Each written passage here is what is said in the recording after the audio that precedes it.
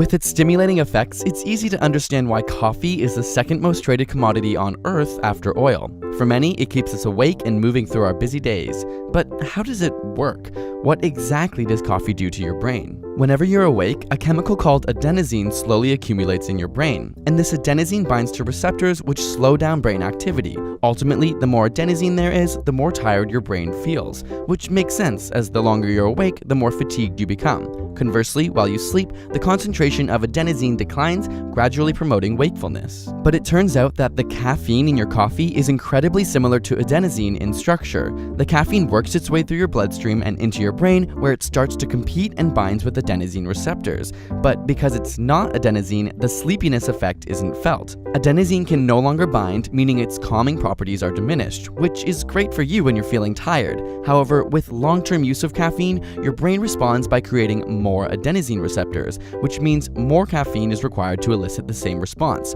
It also means that when you try to quit drinking coffee or miss your daily intake, you might experience some withdrawal symptoms and feel more tired than you would have before you ever drank coffee. But the caffeine doesn't stop there. It also stimulates the production of adrenaline, you know, the fight or flight hormone. This increases your heart rate, gets your blood pumping, and even opens up your airways. Furthermore, it affects dopamine levels by preventing its reabsorption in the brain, which makes you feel happy. In fact, this is the exact same thing that cocaine does, just to a lesser degree. It's a drug after all. This dopamine stimulation is also the aspect of coffee that makes it moderately addictive. So, can you drink too much coffee? It turns out there is a lethal dose of caffeine, which is somewhere around 150 milligrams of caffeine per kilogram of your body. This means if you weigh 70 kilograms, you would require 14,000 milligrams of caffeine to overdose. Put into perspective, an average cup of coffee contains roughly 150 milligrams of caffeine, meaning if you're 70 kilograms, approximately 70 cups of coffee would kill you. However, you'd have to drink those cups all at once, making it effectively impossible to overdose on caffeine from coffee, since you wouldn't be able to physically fit that much in your stomach.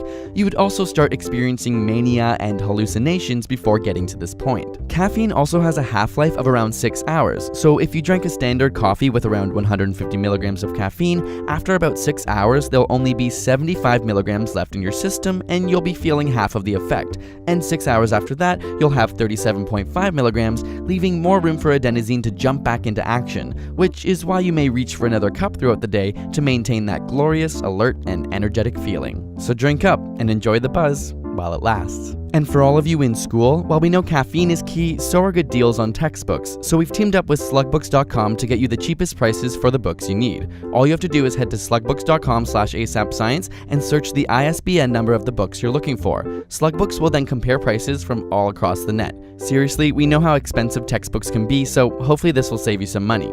Got a burning question you want answered? Ask it in the comments or on Facebook and Twitter. And subscribe for more weekly science videos.